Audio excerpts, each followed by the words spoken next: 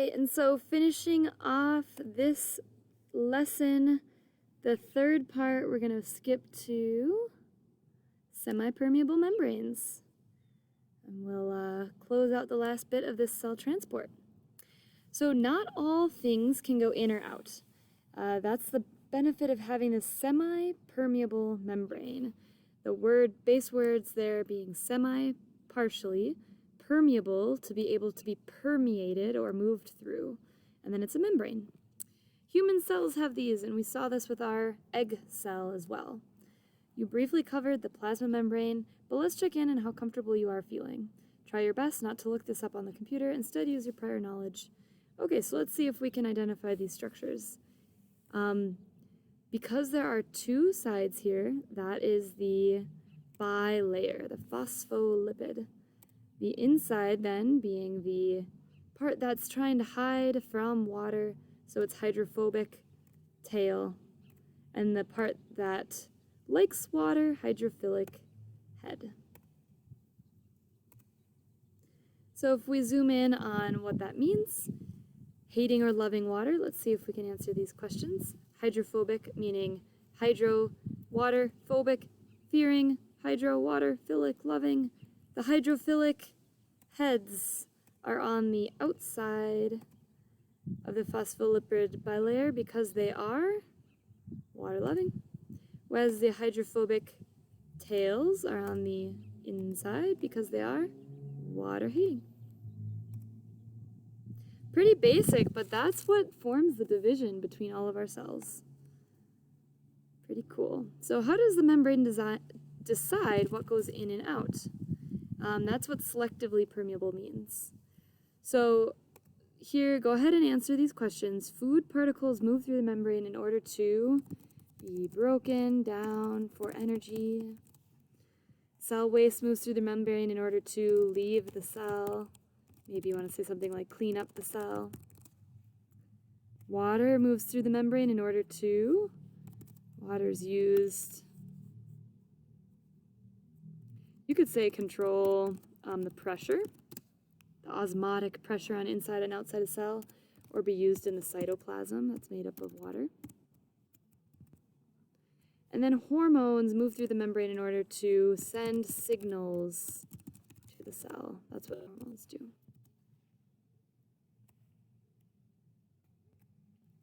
All right, so then we need to figure out how this is selectively permeable. There's a couple different ways that different types of molecules can move in and out. It's kind of like a gate, different gateways. So the method used by a cell to pass molecules in or out is determined by the size of the molecule, as well as the concentration of the molecules on the inside and outside of the cell. Most cell membranes are covered with tiny protein channels that allow things to move in and out of the cell. Take a look at these membrane channels. What can you observe about their structure that may help define their function? So we want to write one sentence. What shape are they in? What does this look like in the middle? So maybe you write something like the protein channels are shaped like a tube, which has an inside that allows molecules to go through. It looks like a tunnel. Maybe you want to say that, like a tunnel. What else does it remind you of? You can use this hint. Hollow center, clamps, portals, something like that. Okay, and that allows things to be transported in and out. All right, so membranes, while they seem really simple, if we draw them in our notes, you can draw them like those little hairpin structures. There's a lot more to them too, so we'd have to add in some of these other components. Like number one, that's a glycoprotein. So that helps stabilize the membrane. 2 is a glycolipid. It's to stabilize the membrane. It helps it identify its environment.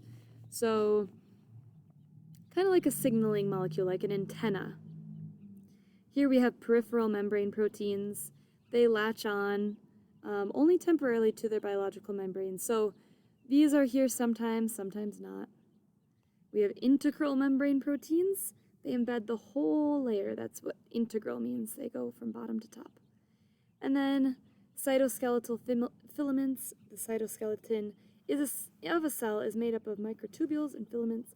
These structures give the cell its shape and help organize the cell parts. In addition, they provide a basis for movement and cell division.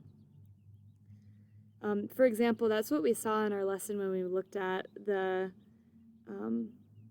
astral filaments, those hands that grab the chromosomes on either side and pull them to either side. Actin and myosin, those help as well. Cholesterol. Without cholesterol, you might have heard of cholesterol, right? People say, it's bad, you have too much of it. That would give you heart disease. But if you don't have enough of it, your cells are going to be too permeable as well. So too much, too firm, too little, too malleable. And then we have what we just saw, protein channel allows specific substances in and out. All right, so now here we have to, we have to take this dot and we have to put it on the image where there is an integral protein that needs to be hydrophobic to attach the way it does. So here's the integral protein. What part of it has to be hydrophobic? That would be the part hiding from water. So just like our hydrophobic tails. Oh, and we gotta scroll down because there's another question here. There's only one of these proteins that can send materials both in and out all the way, and that's the transmembrane because it goes from the top to the bottom. Passes through both sides. And we call that facilitated diffusion, where there is some helper molecule that helps them move through this. All right, so active transport, membrane proteins, and some energy. There is a difference between the passive and active transport. The differences is where each process gets energy. Passive transport uses two sources. One source is kinetic energy. The other is natural entropy of molecules moving down a gradient. Remember, that's the natural state of things to want to go towards disorder, so they're going to move from high concentration, spread out into low concentration. In addition to kinetic energy, active transport uses chemical energy to move them against a gradient in other forms of resistance. This includes materials like ions, glucose, and amino acids. So these are oftentimes bigger molecules that need to be moved across a gradient, up a gradient, and that's going to require some additional ATP or energy. Active transport is facilitated by the use of membrane proteins and channels, specifically that transmembrane one. What happens to materials that are transported by active transport against their concentration gradient? Select a response. So materials are moved from high to low, materials are moved from low concentrations to high concentrations. That's what it means to be against the gradient. And then you need energy. Okay, why might material need to use active transport versus passive transport? Sometimes it's that the size of the material is too large. So, for example, we're going to learn about two different types, primary and secondary. So there's these two different forms of active transport. Both require energy, but they derive energy from different places. Primary uses ATP. Secondary uses the concentration gradient of an ion as its energy source. We'll get into that a little bit more. So, for example, an example of a primary active transport is the sodium-potassium pump. It pumps sodium out of the cell while pumping potassium into the cell. Both are against their concentration gradient, and that's why you need energy. Another way to get glucose in is to use sodium to transport it into the cell. And so this is using another molecule with the gradient to get glucose in. Okay, so remember we used sodium-potassium pumps when we were firing our nerve cells. None of those impulses would be possible without the aid of sodium-potassium pump. In nerve cells, this pump creates gradients of sodium and potassium that are then used to transmit electrical signals that travel along your nerves. Without this, your nerve cells would not function. This pump is also used for your kidneys to maintain sodium and potassium balances in your body, and to maintain your blood pressure. If your heartbeat is steady, you can thank this pump. Okay, so if we look at this figure, we zoom in, there we go. Where are there higher concentration of sodium ions? Inside the cell.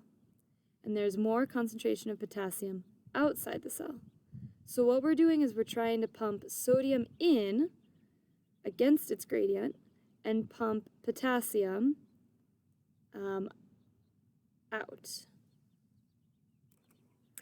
Okay, so this picture's a little bit difficult to understand here because they don't really show the concentration gradient. But know that since we're using ATP, we're moving against the gradient. So we're pumping sodium ions out where there's already a high concentration on the outside. And we're pumping potassium ions in, and there's already a higher concentration on the inside.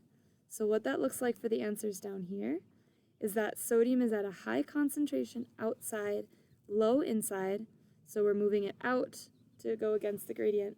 Potassium is at a low concentration outside, high inside, and so we're moving that in. That's going against the gradient. And so that's the reason why you need to eat a lot of food in order to get your brain to fire, because you have to put ATP or energy in to get those concentrations right on either side of the cell in order for the action potential or the message, the electrical signal, to send. Another example of an active transport that uses secondary is the glucose transporter. So cells along your small intestine absorb glucose from the food you eat. Glucose is too large to pass through a cell membrane via simple diffusion. Cells then use facilitated diffusion or active transport. Which process a cell uses depends on the needs of the cell. For example, the glucose transported from the gut into the intestinal epithelial cells uses active transport, but glucose travels by facilitated diffusion across the membrane of red blood cells. Okay, so that's just like your body using different methods in order to move glucose. Why else would a cell need to use active transport instead of facilitated diffusion? Is it when the concentration of glucose is at higher concentration outside of the cell than inside, or when it's higher inside the cell than outside the cell? Okay, and so if you're trying to get glucose in, but there's already a lot of glucose in the cell, you need to push it against the gradient, so you're going to need to use active transport.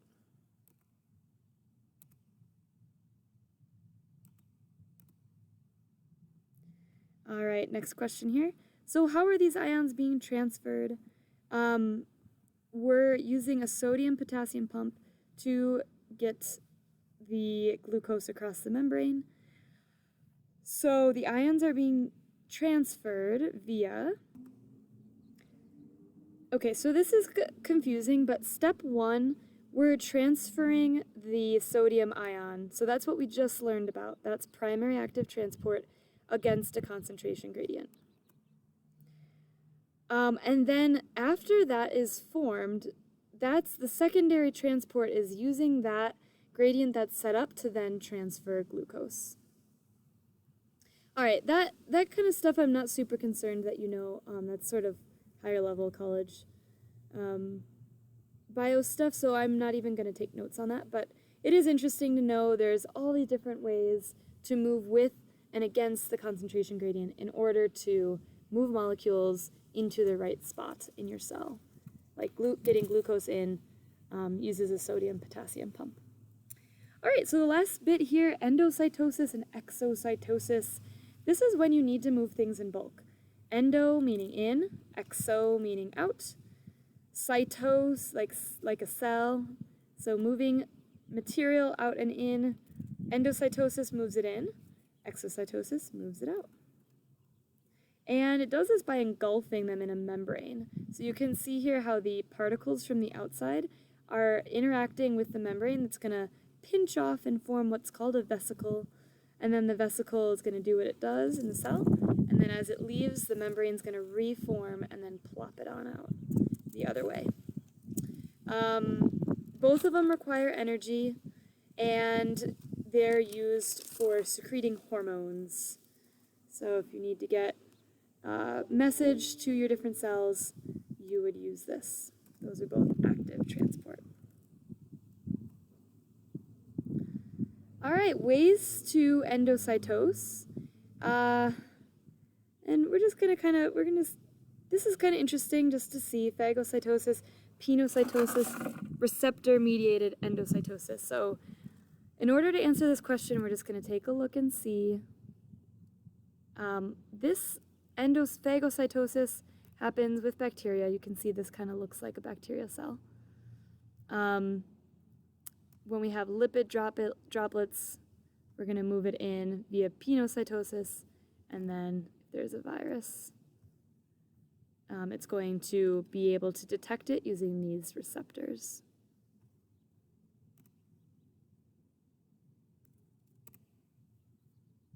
All right, and so this is the real learning here. This is the real assessment. We have this different graph, and this is what I'm saying. If you can't get your computer to work quite right, then go ahead and just make this graph on a piece of paper and send it to me. But I'm going to start by rearranging everything here based on our two main types of transport, active and passive. This learning tool gives you a hint, but this is super helpful. We're going to start matching the red boxes to the purple ones. So I'm going to just rearrange everything so that it's easier to see. I'm going to put the red boxes in the inside, and then I'm going to make this smaller. You can see it. Then I'm going to put my purple boxes. So active transport is going to require energy, so I'm going to put that next to it.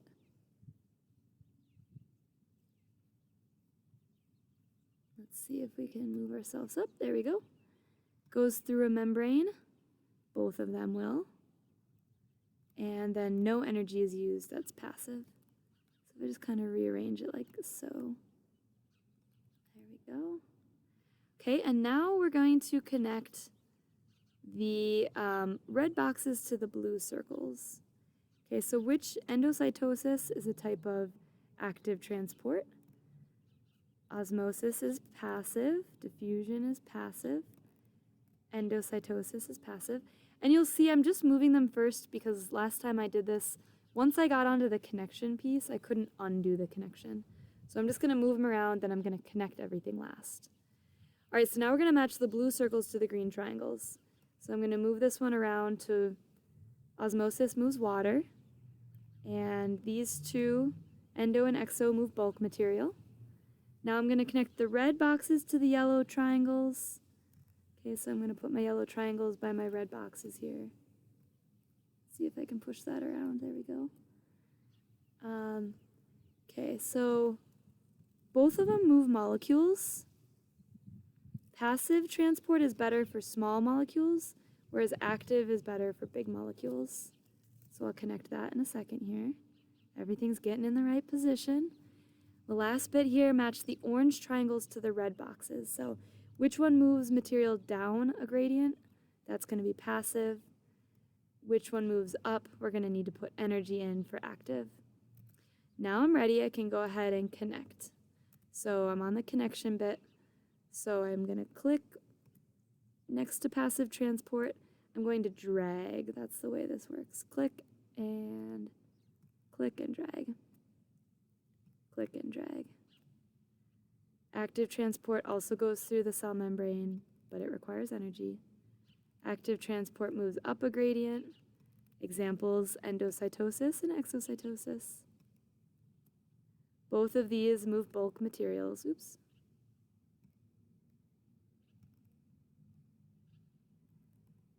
Both passive and active move molecules. Passive moves small, active moves large. Examples of passive are diffusion and osmosis.